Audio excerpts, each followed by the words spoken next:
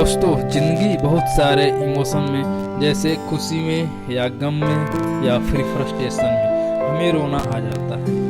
अब मेरे पास एक ऐसा तरीका है जिससे आप ये चेक कर सकते हैं कि सामने वाला इंसान खुशी में रो रहा है या फिर गम में या फिर फ्रस्ट्रेशन में रो रहा है। तो वो क्या तरीका है मैं आपको बता रहा हूँ। अगर कोई इंसान रोना शुरू करे और उसका पहला आंसू लेफ्ट आंख से निकले तो इसका मतलब कि वो गम में रो रहा है। अगर कोई इंसान रोना शुरू करे और उसका पहला आंसू राइट साइड से निकले तो खुशी में रो रहा है। अगर कोई बंदा रोना शुरू करे और दोनों आंखों से एक साथ आंसू निकले तो वो इसका मतलब है कि वो फ्रस्ट्रेशन में रो रहा है ना। कि आश्चर्य की बात।